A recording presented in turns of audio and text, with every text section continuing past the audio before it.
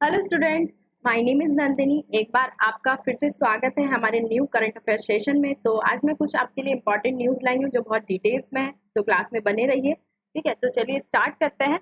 तो पहली जो न्यूज़ है वो ईरान से संबंधित है। ठीक है, ईरान के जो राष्ट्रपति थे इब्राहिम रईसी, है ना, इब्राहिम रईसी, इनका 63 साल की उम्र में निधन हो गया है। इनका निधन कैसे हुआ है? एक हेलीकॉप्टर क्रैश हो गया है जिसकी वजह से इनका निधन हो गया है। इनके साथ इसी हेलीकॉप्टर में ईरान के एक विदेश मंत्री हुसैन अमीर अब्दुल्ला हियन, इनका भी निधन हुआ है। ठीक है, और ये जानकारी किसने दी है? ईरान की जो एजेंसी है, न्यूज एजेंसी है IRNA, इसके द्वारा सोमवार को ये घोषणा की गई, ये जानकारी दी गई कि अजरबैजान से जब ईरान के राष्ट्रपति लौट रहे थे तो उनका हेलीकॉप्टर क्रैश हो गया है, दुर्घटना का शिकार हो गया और उनका निधन हो गया है। ठीक है, तो इस एजेंसी ने, न्यूज एजेंसी ने ये जानकारी दी है कि शाम को करीबन 7 बजे पहले उनका हेलीकॉप्टर लापता हुआ, फिर रेस्क्यू टीम को वो दुर्घटनाग्रस्त मतलब क्रैश मिला है, उसका मलबा मिला है।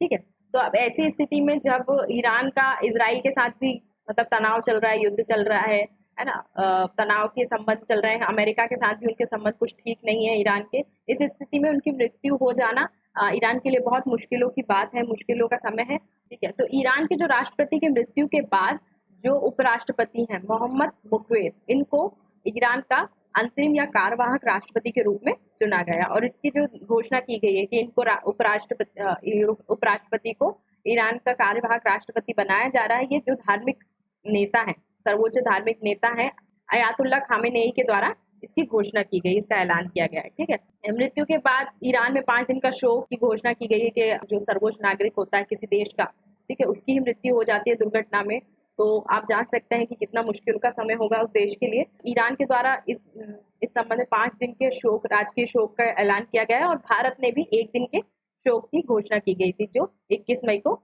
भारत में भी 1 दिन का शोक मनाया गया था इसके लिए। ठीक है, कहाँ अब जानते हैं कि कहाँ पर ईरान के किस इलाके में राष्ट्रपति का जो हेलीकॉप्टर है वो क्रैश हो गया है। तो मैप में देखते हैं, ये है ईरान, ईरान का मैप है, ये ईरान है ना, ये ईरान है और ये जो देश है ये अजरबैजान है ना।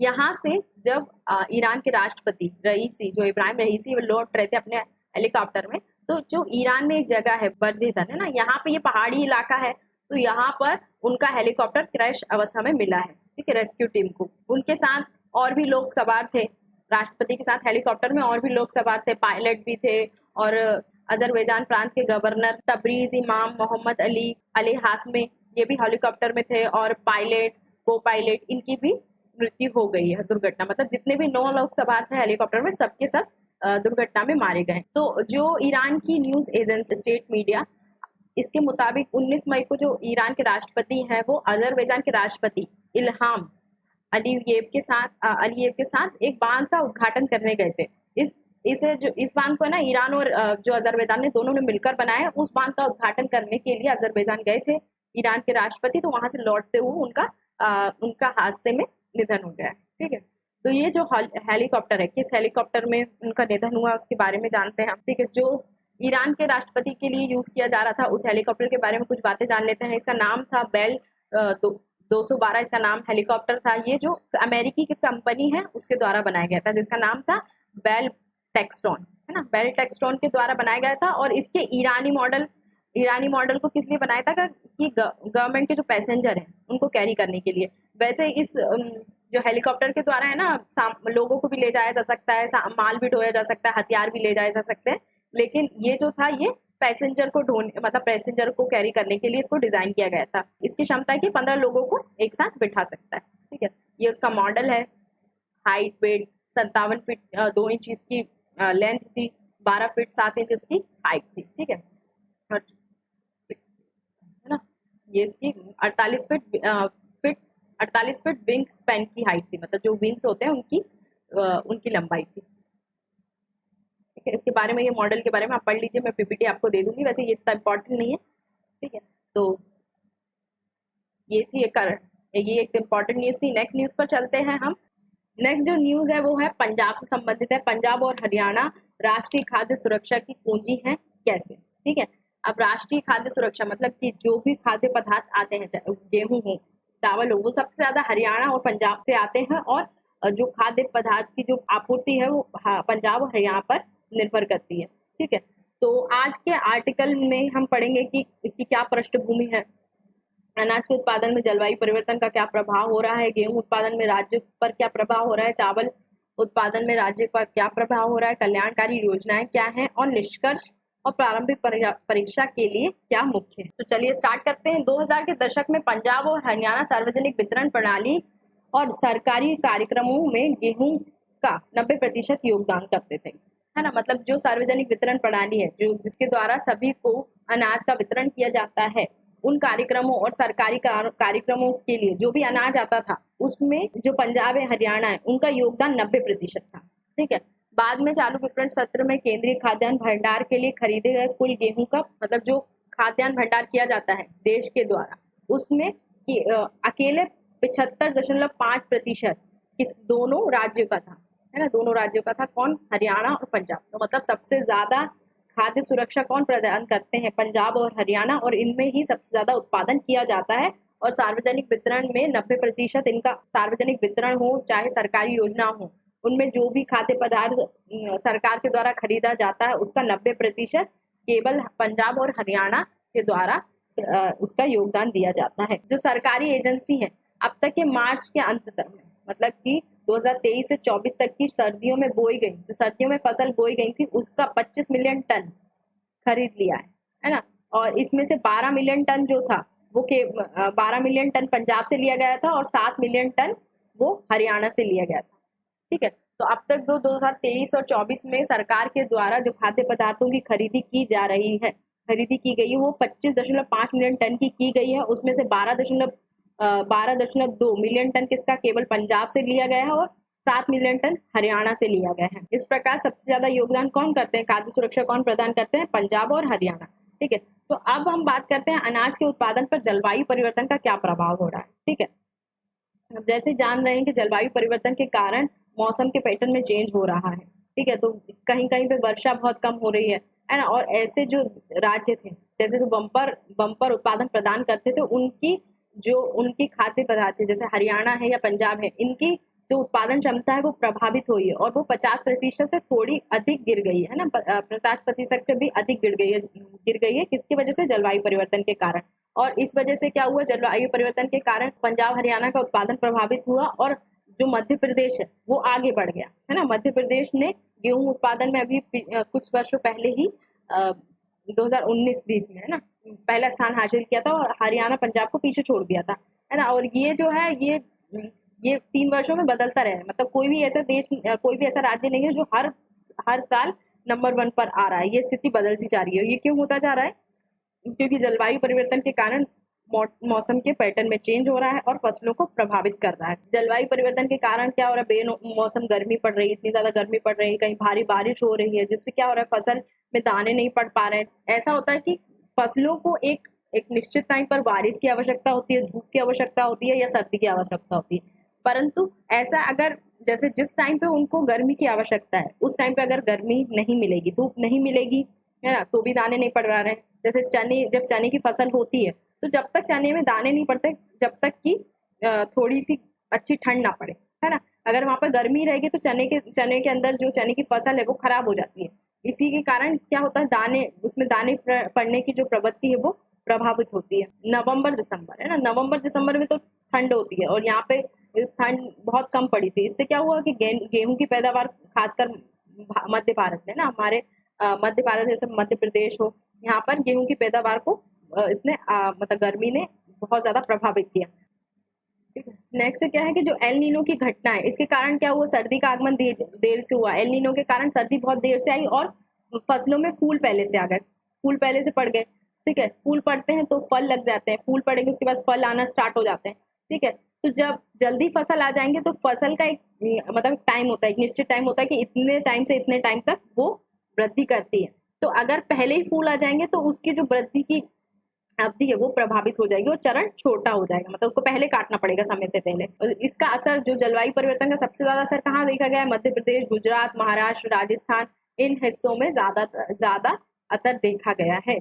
चावल उत्पादनों में राज्यों पर प्रभाव। ठीक है। पहले क्या होता था? सबसे ज्यादा जो मतलब स्टार्टिंग से पारंपरिक रूप से जो चावल है खरीदे कहाँ से खरीदे जाते थे? पंजाब से खरीदे जाते थे, हरियाणा से, तमिलनाडु से, गोदावरी, कृष्णा और कावेरी डेल्टा में केंद्रित जो भी में थे, मतलब जहाँ यहाँ से सरकार के द्वारा चावल की खरीदी की जाती थी। लेकिन जलवायु परिवर्तन के कारण इनका जो चावल का उत्पादन है वो कम हुआ और अन्य राज्यों का भी अन्य राज्य इसमें शामिल हो गए, अन्य राज्यों में चावल का उत्पादन करने लगे, जैसे कि तेलंगाना, छत्तीसगढ़, उड़ीसा इनमें और यूपी। यहाँ पे पहले चावल उतना ज्यादा उत्पादन नहीं किया जाता था, लेकिन अब यहाँ पे भी किया जा रहा है, जिसके कारण जो हरियाणा से जितना चावल लेते थे पहले, क्या सरकार केवल पंजाब, हरियाणा, तमिलनाडु और इन सब से लेती थी, ठीक है। तो अन्य राज्य अब इसमें आ गए हैं, तो अब सरकार उनसे भी खरीद रही है। तो पंजाब से और हरियाणा का जो कम, पंजाब और हरियाणा से जितना लेती थी अब उनसे कम ले रही है, उनकी हिस्सेदारी कम हो गई है, ठीक है। जो हरियाणा और पंजाब की जो हिस्सेदारी थी 2000 में, वो कितनी थी? 43 से 44%। मतलब 43 से 44% जो चावल सरकार खरीदती थी वो केवल पंजाब और हरियाणा से खरीदती थी, ठीक है। अब 2022-23 में कितनी हो गई है हिस्सेदारी? 28.8%। इतना ही चावल सरकार हरियाणा और पंजाब के मतलब खरीद रही है, मतलब उनकी हिस्सेदारी अब कम हो गई। कितनी हो गई? 43-44 से घटकर 28% हो गई। ये कब कम हुई थी? 2023 में। परंतु अभी जो चालू वर्ष में इनका फिर से उत्पादन, इनकी हिस्सेदारी फिर से बढ़ी है, जब 33% हो गई। चालू वर्ष मतलब 2024 में फिर से बढ़ी है, लेकिन उतनी नहीं हो पाई जितनी पहले थी। पहले के मुकाबले ये 10 से 11% कम है, फिर भी विकास। अब जैसे उत्पादन, चावल का उत्पादन बढ़ रहा है अलग अलग राज्यों में, कैसे, क्यों बढ़ रहा है? सिंचाई है ना, इसका विकास हो रहा है ना। इसके विकास का कारण क्या है? सिंचाई अच्छे से मिल पा रही है, अन्य राज्यों को भी पानी मिल पा रहा है अपने राज्यों में। पिछले साल कमजोर मानसून के प्रभाव से कम हो गया था, है ना। लेकिन इससे पहले क्या हुआ था कि मानसून कम था, लेकिन अब क्या है, सिंचाई से संबंधित जितनी भी सुविधाएं हैं वो बढ़ गई हैं अन्य राज्यों में, इसलिए उत्पादन वहां पर ज्यादा किया जा रहा है। अब इससे निष्कर्ष क्या निकलता है? अब जैसे कि खराब मानसून हो या फिर जलवायु का आघात हो, कैसी भी स्थिति हो, लेकिन पंजाब और हरियाणा के द्वारा जो भी खाद्य पदार्थ दिए जाते हैं वो हमेशा दिया जाता है। मतलब वो पंजाब और हरियाणा इतना योगदान करते हैं, इतनी फसल का उत्पादन करते हैं कि चाहे वो कैसी भी स्थिति हो, उनके द्वारा खाद्य पदार्थ उत्पादित किया जाता है और सरकार उससे ही खरीदती है, ठीक है। तो ऐसा होता है कि वो हर साल ये, मतलब सरकार को विश्वास रहता है कि पंजाब और हरियाणा खाद्य सुरक्षा प्रदान करेंगे। देश में जो प्रति हेक्टर गेहूं और धान का उत्पादन है वो क्रमशः कितना है? जैसे गेहूं का कितना है प्रति हेक्टर पर? 3.5 टन गेहूं बोया जाता है ना। इतनी उपज हो जाती है, एक अनुमान था। और धान की कितनी? एक एकड़ में 4.1 टन जो धान की फसल उग पाती है। लेकिन अगर हम पंजाब और हरियाणा की बात करें तो गेहूं के लिए उनका कितना है?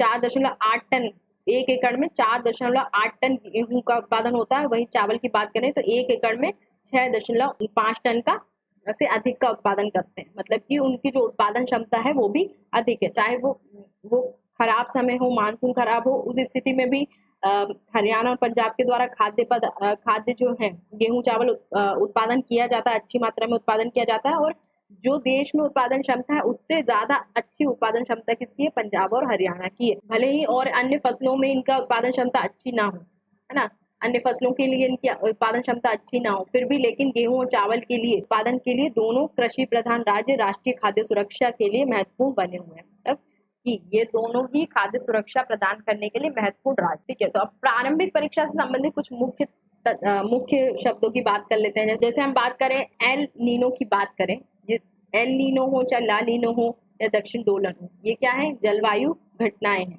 जलवायु घटनाएं क्या होती हैं? जिससे मौसम में परिवर्तन होता है, ठीक है। अब क्या एल नीनो है, ये कहाँ से उठती है? मध्य पूर्वी उष्ण कटिबंधीय प्रशांत महासागर के जब समुद्री सतह गर्म हो जाती है, मतलब उसका तापमान बढ़ जाता है, औसत से थोड़ा अधिक हो जाता है, तो जो गर्म हवाएं भारत की साइड आती हैं उससे भारत में सामान्य या कम बारिश होती है, ठीक है। इसके द्वारा क्या होता है? भारत का जो मानसून है वो प्रभावित होता है, भारत में कम वर्षा होती है या फिर सामान्य वर्षा होती है। वहीं हम ला नीनो की बात